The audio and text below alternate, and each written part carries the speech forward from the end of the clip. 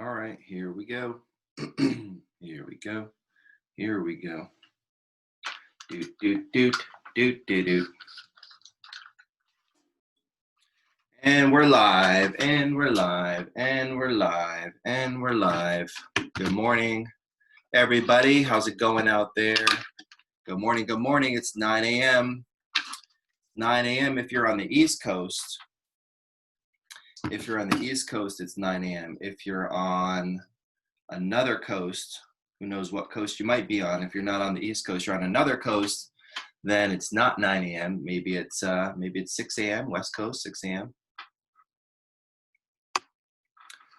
Wherever you're tuning in from, good morning, good morning, good morning. It's time for story time. I'm Sunny D. I'm your host. Excited to be back. Excited to have another session with you. Today is an exciting day for a lot of different reasons. One of those is because I got my pumpkin spice tea and honey here, which is the perfect way to start the morning. And that's not the only reason, and this is story time. That's another exciting reason. That's another definitely an exciting thing.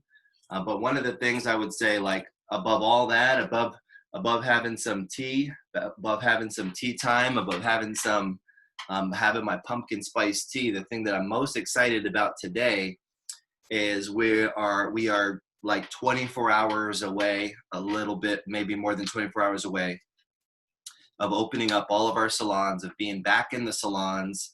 Today, our team's going to be, getting the salons ready for all of our guests. We're going to be in there prepping.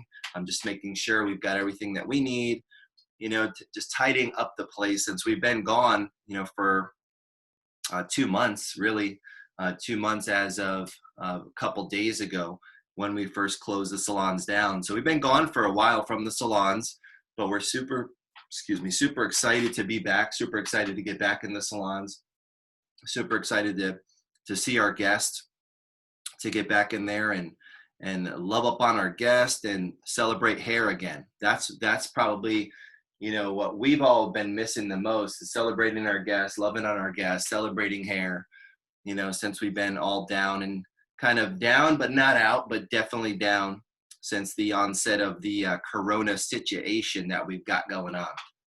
And it's been a long, windy ride, but we are excited to get back. So that's what I'm really pumped about. But right now we're here. It's 9 a.m. So if you're just tuning in, welcome, welcome, welcome. It's time for story time. And we're going to continue our journey. So we went through, this is episode number 32. But this week we're covering a different company, a different brand, a different great story, a different great iconic brand, the brand McDonald's. Now, it doesn't matter where you sit. When it comes to McDonald's, maybe you're like, I love it. I love this place. I'm loving it. Maybe that's your thing because that's their tagline, and that's what you've been loving it. But everybody knows of the brand. Everybody's had some kind of probably interaction experience with the brand, and everybody probably has some. They might have some kind of feeling about where they sit with the brand. One thing I think it's going to be tough to argue is the success of the brand. The McDonald's Corporation, as they refer to themselves, is one of those iconic, once in a lifetime type of companies. It's one of those iconic, once in a lifetime stories. And we got into the beginning of the story yesterday with our buddy Ray Kroc, who wrote this book that I'm reading from, Grinding It Out, The Making of McDonald's by Ray Kroc. So we got into a little bit of his story yesterday and some of the rationale. One of the big takeaways, I think, from yesterday, as I was reading through, is it's never too late. That was a big takeaway for me when I first read this book. I mean, this book came out, 30 years ago. But the thing about never too late, knowing that he didn't start the McDonald's franchise and the process until he was 52, 53, 54 years old, right? He doesn't meet the McDonald's brothers until that age.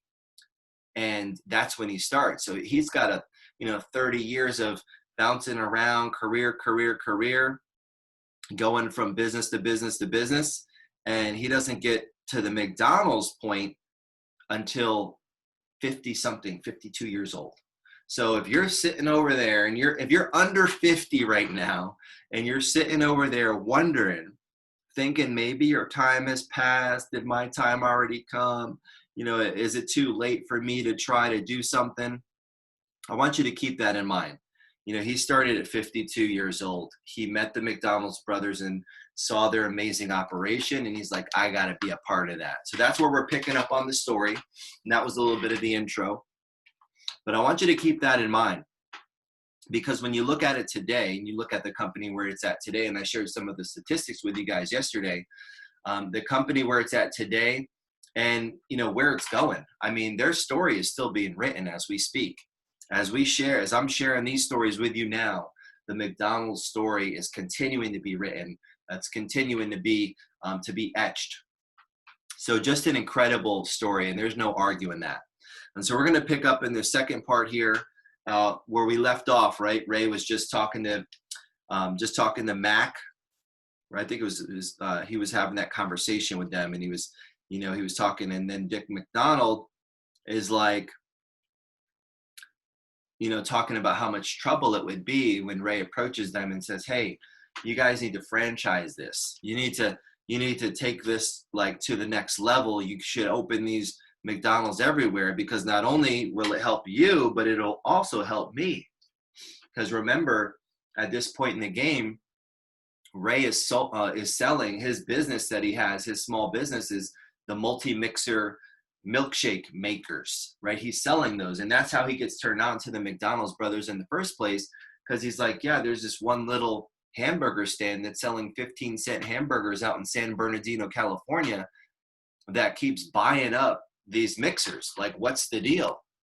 So really, when he goes out there, he's going out there to investigate and see like what's happening, like what's all the fuss about, and why are these guys with this one little hamburger stand buying so many of my multi-mixers? And when he gets out there and he stands in that parking lot for a second, he realizes real quick what's going on. He's like, they not only have, they've got 8 mixers running at one time, but they've got this seamless operation where people are lining up and they're standing there getting their food, loving their food. Then he starts, doing some market research, right? And this is before he even meets Mac and Dick McDonald. He does the market research by asking the people in the parking lot, like, what do you guys, like, how often do you guys come here? And the people are like, every day. And every chance I get, or I actually route my trip and route my errands around this place to come here and enjoy these 15-cent hamburgers and the fries. The process of the fries, unbelievable. The process that he takes, that they take, the steps that they take to ensure that those fries are the best. And it's hard to find a fry that is better still to this day than the McDonald's fries. So then he approaches them and he's like, hey, you guys need to take this store and open it everywhere. And, they're just not feeling it. They live up on the hill in a house that can overlook the restaurant. They're like, you see that hill right there? That house right there, that's us. We can see our restaurant. It's a nice, easy, walk to work, or small, short commute to work. We're happy. We're satisfied. We're, trying to kind of just enjoy life at this point. And they have no appetite for doing what Ray is suggesting, which is expanding, opening more stores, opening more restaurants, and taking this to another level. And so with that, when Dick is telling, Ray, man, that's going to be a lot of trouble. Who would we get to open them for us? And, Ray says, I sat there feeling a sense of certitude begin to envelop me. Then I leaned forward and said, well, what about me? Right? What about me? So that was a bold statement right there, because he's thinking, he sees the potential not only to sell more, milkshake mixers, these multi-mixers, but he sees the potential in the whole operation. So that's where we're picking up on the story. Here we go. So when I flew back to Chicago that fateful day in 1954, I had a freshly signed contract with the McDonald's brothers in my briefcase. I was a battle-scarred veteran of the business wars, but I was still eager to go into action. I was 52 years old. I had diabetes and incipient arthritis. I had lost my gallbladder and most of my thyroid gland in earlier campaigns, but I was convinced that the best was ahead of me. So that just speaks right there to the mindset, you guys, the mindset of Ray Kroc. You know, mindset is something that you will forge over time. Mindset is something that you can also continually develop over time. It's one of those muscles. It's not like when you're, you know, as you age and you do lose, I guess, maybe a little bit of your mind, your brain. But as you age, you know, and your quad strength isn't what it used to be. Maybe your biceps aren't what they used to be. But your mind and your head, you can keep your mind, you can keep sharpening it. And you don't necessarily have to worry about getting a sprain or going to the gym or lifting too much weight or, you know, but your mind, you can keep on sharpening it. So that just speaks to his mindset, you know, knowing, and he's got these physical things going on. He's 52 years old. He's had a lot of businesses crash and burn, but his mindset to be able to, you know, have that going and keep sharpening that, that's going to be a huge thing for anybody that's wanting to be successful in anything. Back to the story. So he says, but I was convinced that the best was ahead of me. I was still green and growing, and I was flying along at an altitude slightly higher than the plane. It was bright and sunny up there above the clouds. You could see nothing but clear skies and endless acres of billowy hummocks all the way from the Colorado River to Lake Michigan. But everything turned gray and threatening as we began our descent into Chicago. Perhaps I should have taken that as an omen. My thoughts, however, as we glided through the churning blackness, were on those hidden streets and alleys below where I had grown up along with the century. I was born in Oak Park, just west of Chicago city limits in 1902. My father, Louis Kroc, was a Western Union man. He had gone to work for the company when he was 12 years old and slowly but steadily worked his way up. He had left school in the 8th grade, and he was determined that I would finish high school. I was the wrong kid for that. My brother Bob, who was born 5 years after me, and my sister Lorraine, who came along 3 years after him, were much more inclined to studies. In fact, Bob became a professor, a medical researcher, and we had almost nothing in common, he and I. For many years, we found it difficult even to talk to each other. My mother, Rose, was a loving soul. She ran a neat, well-organized house, but she did not carry cleanliness to the extremes her mother did. I will never forget my grandmother's kitchen. The floor was covered with newspapers all week long. Then on Saturday, the newspapers would be taken up and the floor, which was already as clean as a nun's cowl, would be scrubbed vigorously with steaming hot soapy water. After it was rinsed and dried, back down would go a fresh covering of newspapers to protect it in the week ahead. That was the old way Grandma had brought from Bohemia, and she was not about to change. My mother gave piano lessons to bring in extra money, and she expected me to help with the housework. I didn't mind. In fact, I prided myself on being able to sweep and clean and make beds as well as anyone. Children were to be seen but not heard in adult company in those days, but I never felt left out. For example, my father belonged to a singing group that often met in our house. My brother and I had to stay upstairs and amuse ourselves while my mother played the piano and the men sang. As soon as the music stopped below, Bob and I would drop whatever game we were playing and rush back to the sewing room, which was right above the kitchen. I would pull the warm air grate out of the floor. That was before we had central heating, and floor registers were used to let heated air rise to the upper rooms. My mother would put a dish of whatever refreshments she was serving on a tray that my father had affixed to an old broom handle. Then she would hoist it up to us. It was a delightful feeling of adventure, because my mother pretended to be sneaking the food away without letting the other adults know. I was never much of a reader when I was a boy. Books bored me. I liked action, but I spent a lot of time thinking about things. I'd imagine all kinds of situations and how I would handle them. "What are you doing, Raymond?" my mother would ask. "Nothing, just thinking." "Daydreaming, you mean?" she'd say. "Danny Dreamer is at it again." They called me Danny Dreamer a lot. Even later, when I was in high school and would come home all excited about some scheme I thought up. I never considered my dreams wasted energy. They were invariably linked to some form of action. When I dreamed about having a lemonade stand, for example, it wasn't long before I set up a lemonade stand. I worked hard at it, and I sold a lot of lemonade. I worked at a grocery store one summer when I was still in grammar school. I worked at my uncle's drugstore. I worked in a tiny music store I'd started with two friends. I worked at something whenever possible. Work is the meat in the hamburger of life. There is an old saying that all work and no play makes Jack a dull boy. I never believed it because for me, work was play. I got as much pleasure out of it as I did from playing baseball. Baseball was truly the national pastime in those days, of course, and our neighborhood games in the alley behind my house were grand contests. My father was a baseball buff too, and he began taking me to see the Chicago Cubs play in the old West Side ballpark when I was 7 years old. I saw plenty of double plays pulled off by the Cubs' famous Tinker to Evers to Chance combination. The Cubs were contenders then, and I knew all the statistics about every player down to his shoe size.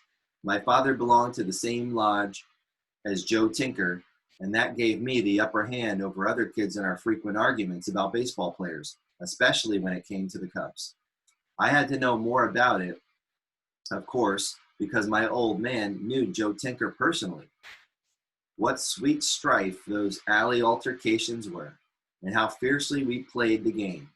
With a garbage can lid for a home base, a well-chewed bat popped from hitting stones for batting practice, and a ball bandaged in black friction tape. How agonizing it was, though, when my mother would step onto the back porch and call, "Raymond, it's time to come in and practice."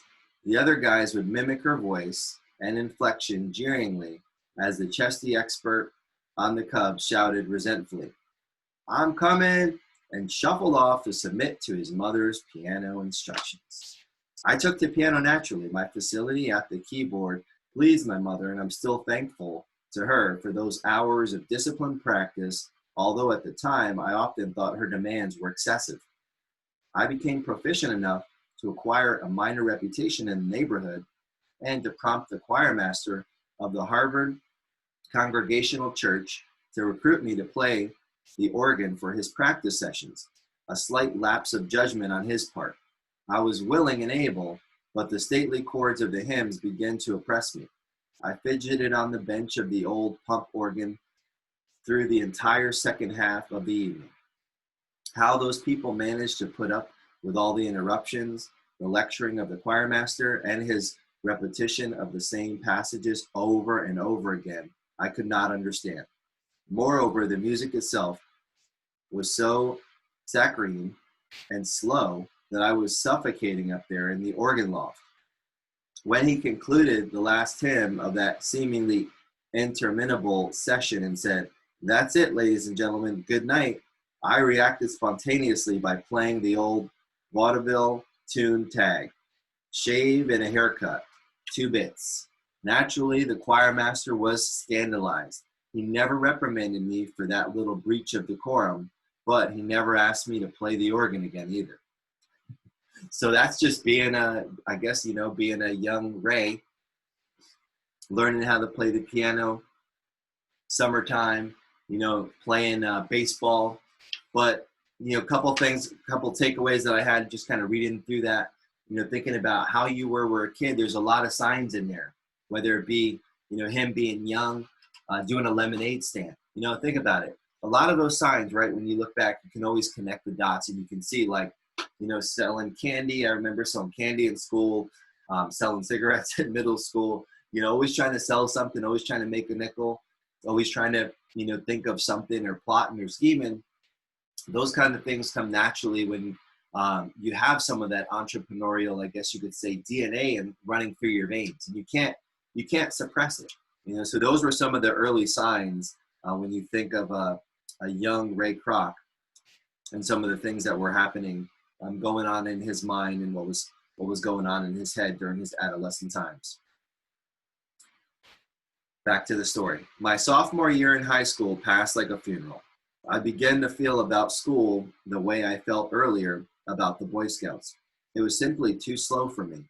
I'd been eager to become a Boy Scout and I enjoyed it for a while. They made me the bugler, but a bugle is a very limited instrument, and I found myself doing the same things over and over in meetings. It was small potatoes. I wasn't progressing, so I said to hell with it. School was the same, full of aggravations and little progress. The only thing I really enjoyed about school was debating. Here was an activity I could get my teeth into, figuratively, of course, but I would not have hesitated to bite a debate opponent if it would have advanced my argument. I loved being the center of attention, persuading the audience that my side was right. One debate that I remember in particular was on the question, should smoking be abolished? As happened more often than not, I was on the side of the underdogs, trying to defend smoking. It was a very spirited exchange, but my opponents made the mistake of painting the demon tobacco too black, too vile, too evil to be countenanced by a sane society. Rhetoric is fine as long as it maintains some contact with reality. So I attacked their excesses by telling very simply, the story of my great-grandfather and his beloved pipe.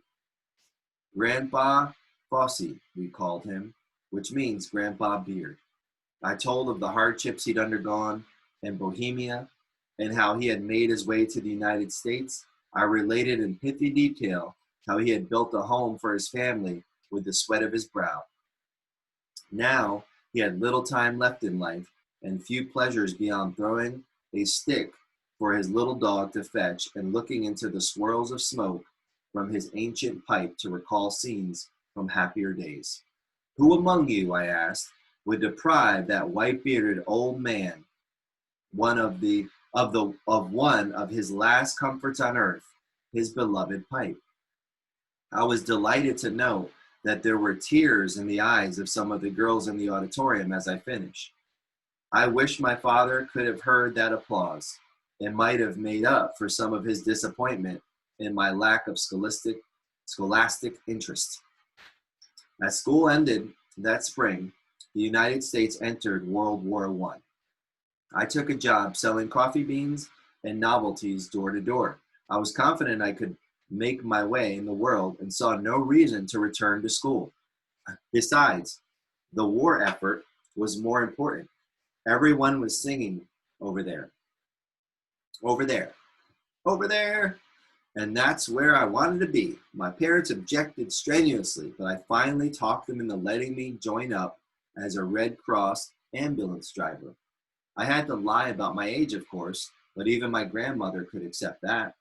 And my company, which assembled in Connecticut for training, was another fellow who had lied about his age to get in. He was regarded as a strange duck because whenever we had time off and went out on the town to chase girls, he stayed in camp drawing pictures. His name was Walt Disney. Pretty cool, right? So I'm going to jump back in here for a second. So he's like sophomore. He's done with school. You know, I know a lot of you guys out there. I know me, I was done with school before it even started. But I got, muscled through it, and I also got pushed through it. Thankful to some mentors, some key mentors, my karate teacher being a huge one in my life. Without him, I would have never even graduated. But at that time period, he leaves. He's like, you know what? I'm done with school. I'm going to go, I want to get involved. The World War I had broken out. So he lies about his age, ends up in, getting into the Red Cross as an ambulance driver. And then he's in Connecticut. And, he's got one guy in his unit. It's Walt Disney. And everyone's looking at him like, why aren't you coming out with us? And Walt is on a whole nother business. He's got a whole nother mission going on. So he's staying in his room and he's drawing pictures. So that's kind of cool. Ray Kroc, founder of McDonald's when it, took it to the franchise that it is today.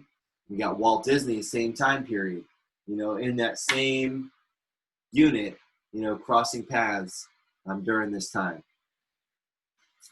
Back to the story. The armistice was signed just before I was to get on the boat to ship out to France. So I went marching back home to Chicago, wondering what to do next. My parents talked me into trying school again, but I lasted only one semester. Algebra had not improved in my absence. Funny.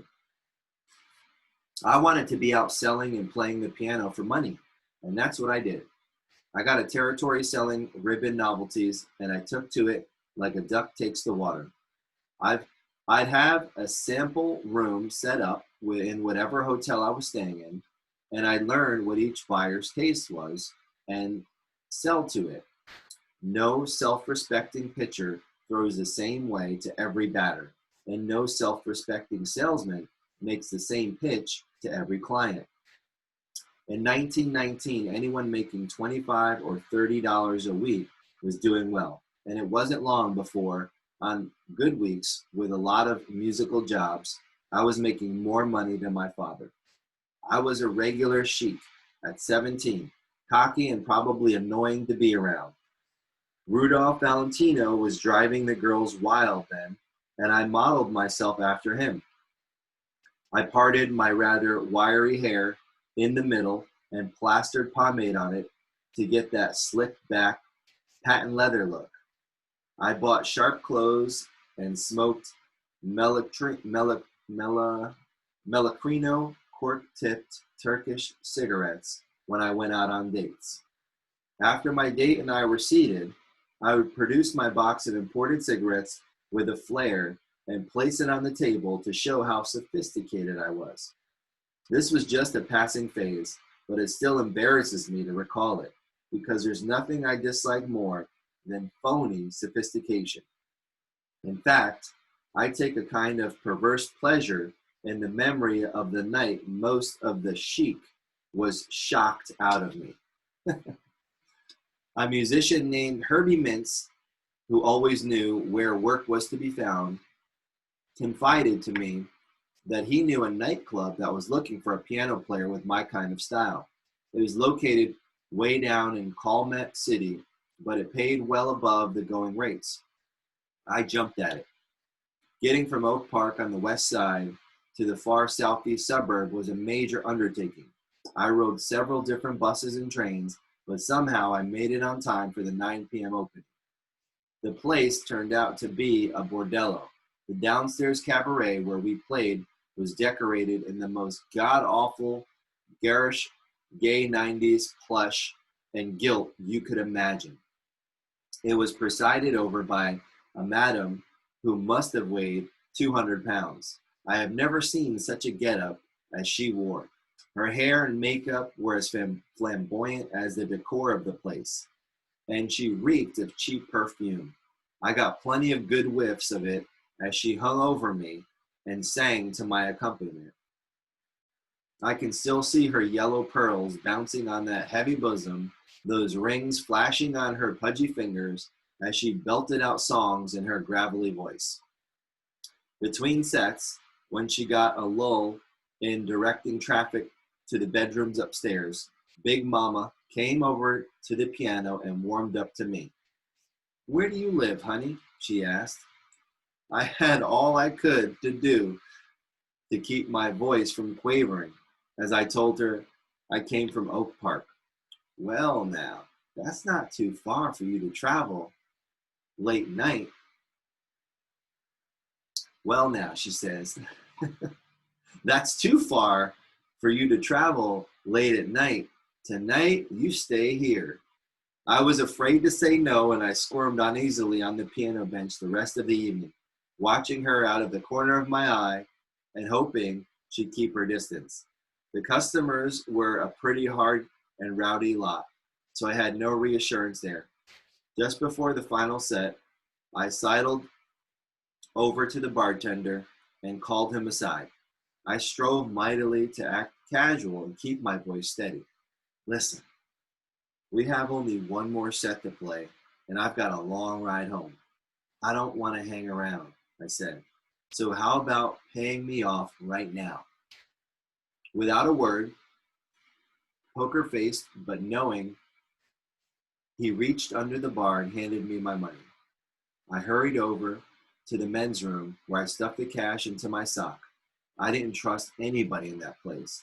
After the set, while the other guys in the band were still putting away their instruments, I was running down the street, putting as much distance as possible between me and that 200-pound madam.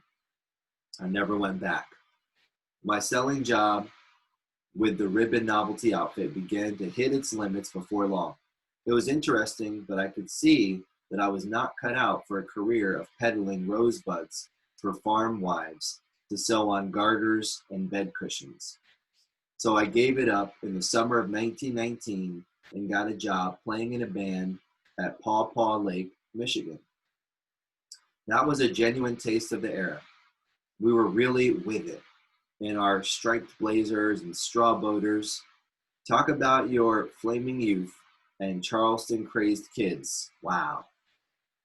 I played in a dance pavilion called the Edgewater. The lake was a very popular summer resort in those days, and we used to draw people from the hotels all around. Late in the afternoon, our whole band would get aboard one of the ferry boats that plied the lake, and we would steam along the shoreline playing frenetically. One of our boys would get up in the bow with a megaphone and call out, "Dancing tonight at the Edgewater.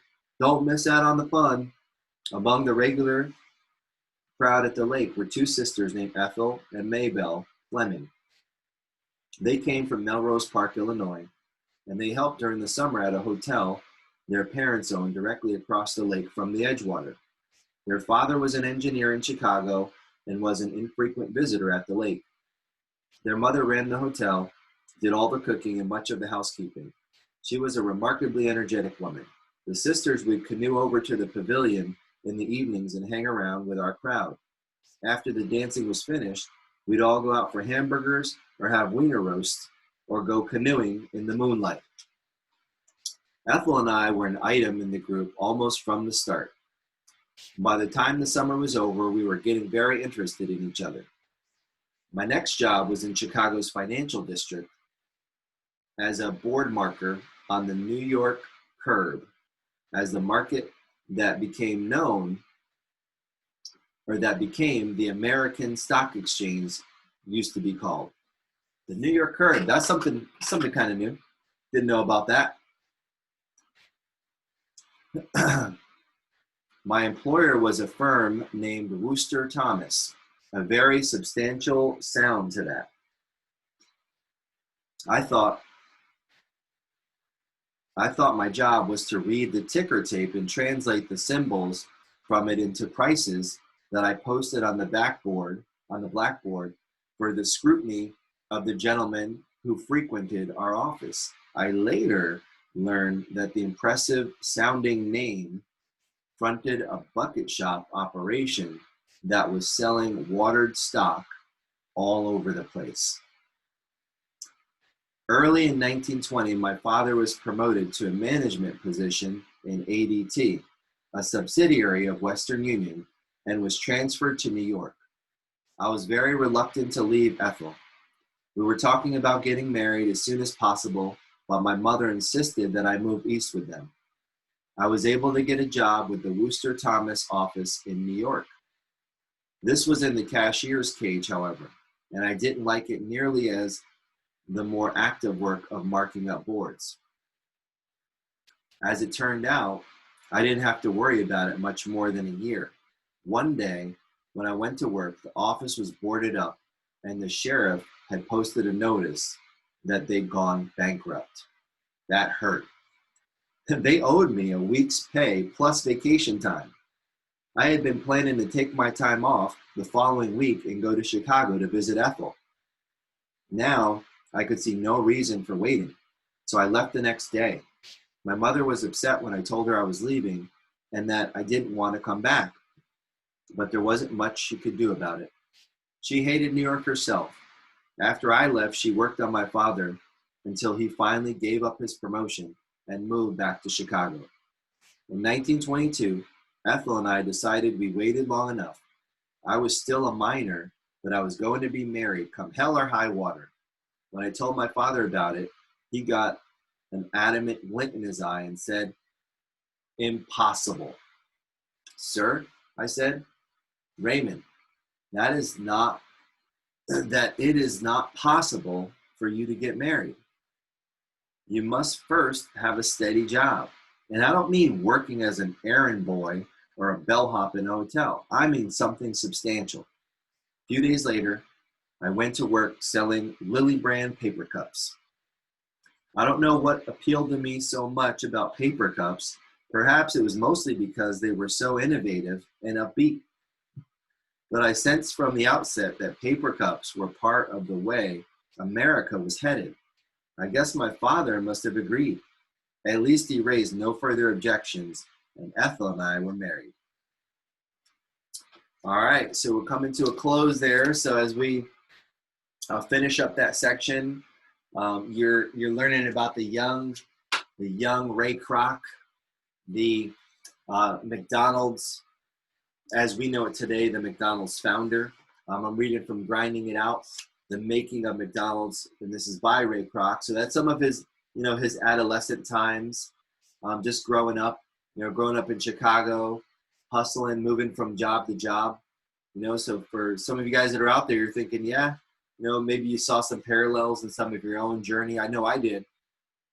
As I was reading, just kind of getting reminded of some of those things, and as we go through life, no one would ever thought, here this kid is, flunking basically out of school, dropping out of school, turns it all around. I mean, and at 52 years old, when he approaches the McDonald's brothers and has the idea, a lot's happened in that period. And that's the same way it's going to be for us. A lot of different things are going to happen. It's going to be a long run up. So if you're still looking, right, maybe you're standing at the bus stop and you're wondering, like, what's going on? Is that train ever going to come? Is that bus ever going to come? Or you're wondering, you might be wondering, did I miss it? Did I miss the bus? Did I miss the train? Just know that it doesn't matter where you're at right now, because where you're at right now is not where you're going to stay. Where you're at right now it's a temporary position. And that's a big thing. And I don't know if Ray was thinking that at the time. I don't know if he was thinking, that he was going to become what he became. I definitely don't think he thought, he was going to meet the McDonald's brothers or the McDonald brothers when he's 52 years old in San Bernardino, California, and then take their restaurant and turn it into the most successful small business, arguably, ever. I definitely don't think he thought that. But I do think that he probably thought that he was meant to do something special. And I really feel that that's enough. So if you're wondering right now, if you're like standing at the bus stop and you're wondering, like, if you missed the bus to Success University, or if you missed the bus to Success City, you didn't miss the bus. Everybody's timing is going to be a little different. I meet people as an educator, working in a lot of the Palm Beach schools. I met students that graduated high school, were like, I want to do hair. And then they join and they're like 18, 19 years old. I was older than that. I was an elder in my class when I started. Everybody's journey is a little bit different. I mean, Ray didn't start till he was 52 years old. And I say start, meaning, the McDonald's part of his journey. But I mean, he started a hell of a lot earlier, as you can see, from the earliest, when he's selling lemonade, right? Lemonade stand. So no matter where you're at right now, it's not where you're going to end up. And so that's the big takeaway. Hopefully you guys are catching a little bit of that and thinking about what your journey looks like, and you keep on forging. And sometimes it's like water, it kind of creeps one way, creeps the other way. Sometimes you have to go with the flow, literally, because you're not necessarily going to be 100% accurate on every single target. But he just kept trying different things, trying different things, trying different things. The key, especially for him, was, a lot of things didn't work out, but he wasn't afraid to try again. And if you fail, try again. The old adage, it's so true. There's a lot of times where you're gonna go bust, shit's gonna hit the fan. You're gonna be like, oh man, there's not even gonna be a fan. Sometimes, or the fan's gonna hit you. You don't even have to worry about hitting it.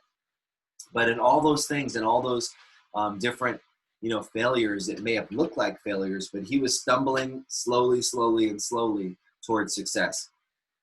So that's a little bit of his youth growing up. We're going to get into some of his earlier days.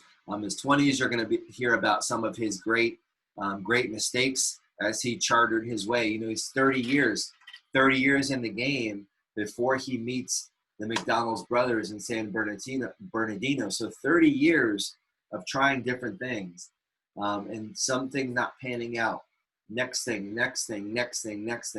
But he's going to keep going. So we're going to have a lot of fun learning about him.